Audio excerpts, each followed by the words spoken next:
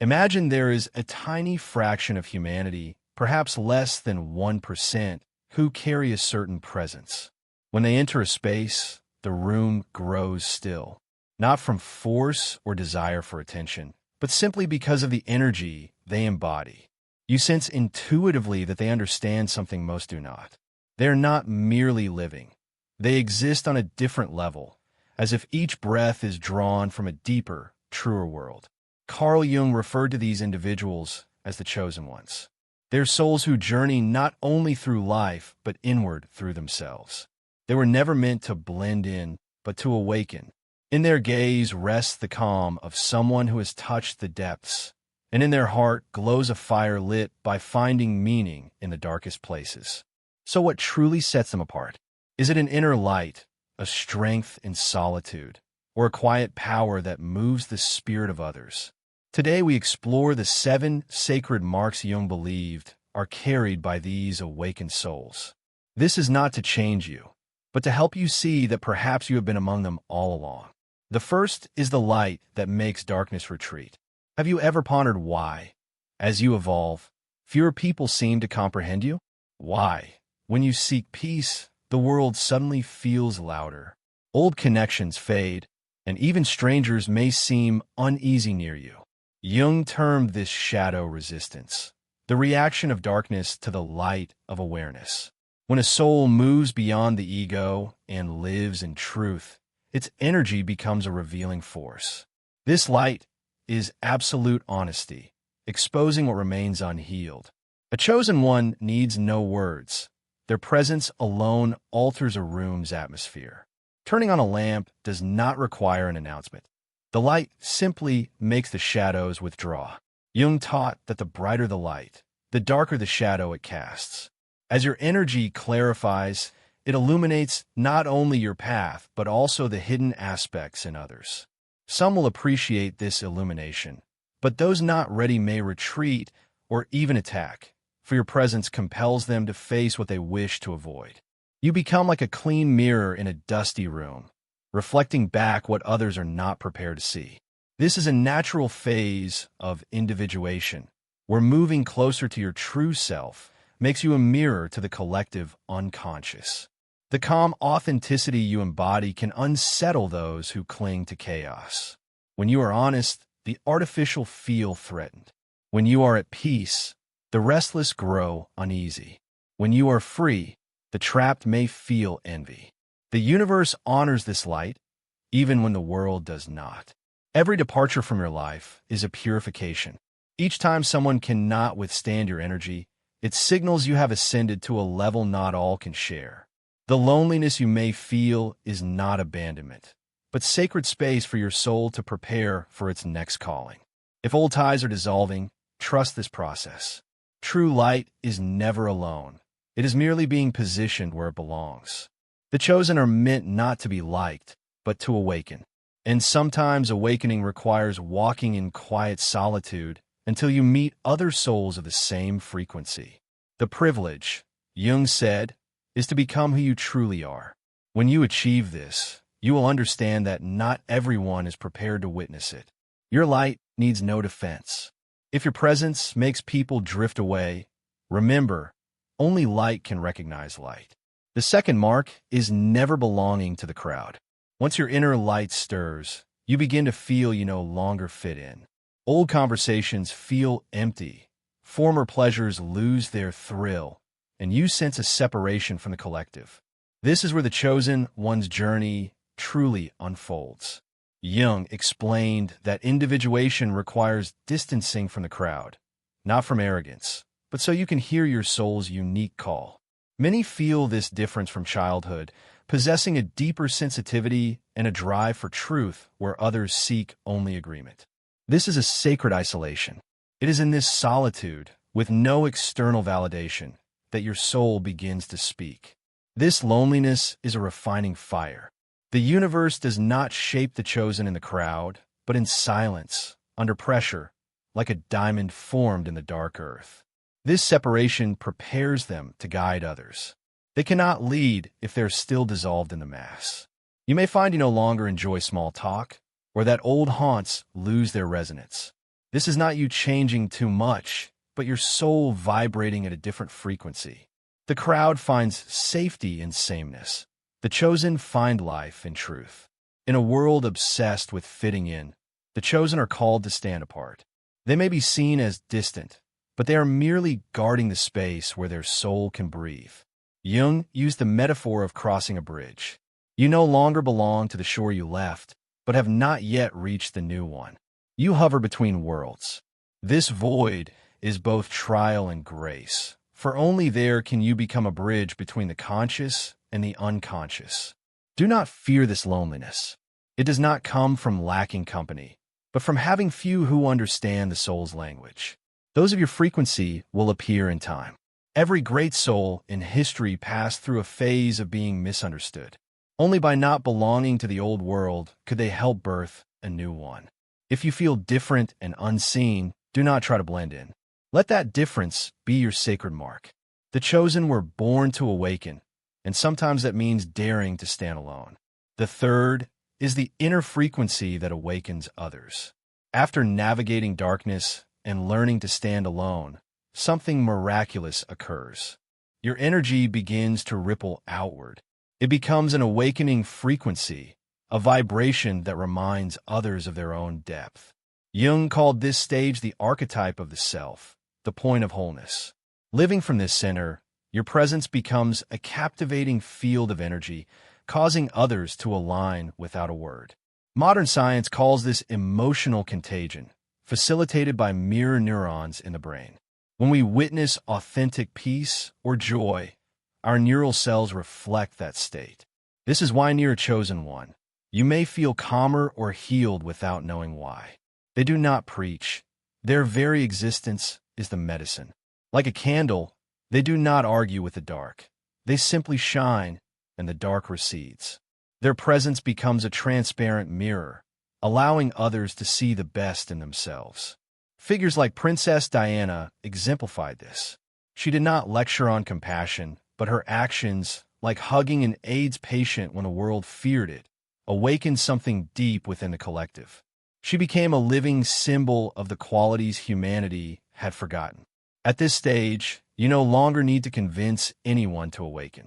Living authentically is the invitation, and those who are ready will be drawn to your light. A person united with the self becomes a conduit for the collective unconscious, both human and divine. The chosen are those who make you quiet, because in their presence, your soul whispers, "I remember who I am." The fourth mark is that nature and living beings feel your energy. When you live in soul alignment, your energy synchronizes with the universe's rhythm. You become part of the living stream. Children, animals, and nature respond to this instinctively, for they perceive true energy directly, without the ego's filter. When your energy is clear, the natural world responds with trust, as if recognizing a friend. Jung wrote of a secret order within all chaos, and the human soul as a branch of nature's vast stream. When you are apart from your soul, the world resists. When you return to your center, reality breathes with you. The chosen understand they are not observers of life, but participants. If you have ever felt a profound peace in nature, that is the sign of resonance. The chosen live in that state continually. They do not seek nature to heal. They have become nature. Jung compared the awakened soul to an ancient tree, roots in earth and branches in heaven, a bridge between worlds. The tree does not try to nourish life. It simply is, and life flourishes around it. So it is with the chosen. Their authentic presence makes everything around them more alive. In a world taught to dominate nature, the chosen know life can only be honored. When you walk in awareness, the tree is you in another form. The wind is the collective soul's breath. To live so authentically that nature listens is to become part of what Jung called the living cosmos. The fifth is dreams, symbols, and meaningful coincidences. Have you noticed moments too precise to be chance? A song plays as you think of someone, a book opens to the exact page you need, repeated numbers appear like a code. Jung called this synchronicity, meaningful coincidence that reveals the hidden order of the universe. For the chosen, this is the soul's language. When aligned, the unconscious communicates through symbols and events vibrating in harmony. Dreams, Jung said, are letters from the unconscious, speaking in the ancient language of symbols. The chosen often experience recurring dreams and signs. Synchronicity acts as breadcrumbs, guiding you if you are still enough to notice. It is not magic, but evidence that mind and world are two sides of one mirror. When a symbol repeats, it is the universe whispering you're on the right path. Jung described an inner compass that points toward your personal north of truth. When you stray, synchronicities pull you back. The awakened learn to read these messages. They stop asking, "Why is this happening?" and ask, "What is this teaching me?" In our rational world, we forget the soul speaks through symbols. This is intuition, a gut feeling, the inner voice. When the chosen align, they stop trying to control life and allow it to lead. They feel guided. If you see repeated signs, do not dismiss them. Pause and ask your soul what it means. To make the unconscious conscious is to move beyond blind fate. The universe never stays silent. It whispers in a language only awakened souls hear. The sixth mark is that suffering doesn't break them, it rebirths them. Why do some collapse under pain, while others emerge from hell with a profound peace? Jung called this the night sea journey, where the ego dissolves so the soul can be reborn. He stated, "No tree reaches heaven unless its roots reach hell." This is a spiritual law. The chosen are forged in suffering. It hollows them so the divine can flow in. The modern world chases happiness, but the chosen know the road to joy sometimes goes through hell. It is the soul's rite of rebirth. What feels like destruction is often the old shell cracking so the true self can emerge. The chosen stop asking why this is happening and ask what this is awakening within them. In that breaking, they learn to see light not at the tunnel's end, but within the darkness itself. This is ego dissolution, the birth of the self. Imagine the soul as a seed. It must crack in the dark earth to sprout. If it fears the dark, it never becomes a tree. The chosen understand true light is born only when darkness is embraced. No one carries light without also carrying their cross, and that cross is the doorway to freedom. If you're in a dark season, remember you are being remade. Every great soul has wept in solitude before emerging with new sight. Pain does not break the chosen, it rebirths them. This is the mark of a soul that has walked through hell and carries heaven in its heart. The seventh is the surrender of the ego, the power of letting go. After traversing light and dark, solitude and awakening, comes the final stage, surrender. It is no longer a battle, but the realization there is nothing left to fight. The chosen no longer need to win, prove, or cling. They only need to trust. Jung called this the surrender of the ego, surrender in wisdom, not weakness. True strength lies in trust in the universe's deeper order. The more you try to control, the more exhausted you become.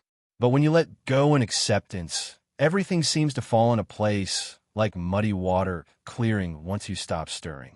Surrender is not giving up desire, but releasing attachment to the outcome.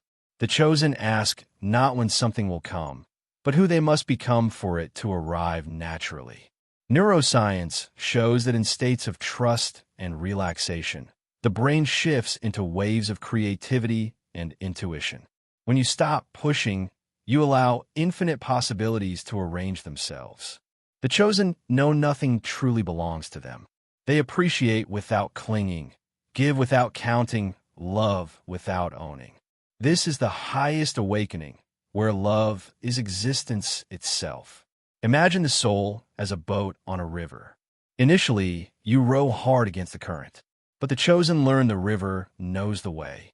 They drop the oars and let the water guide them. That is surrender's power.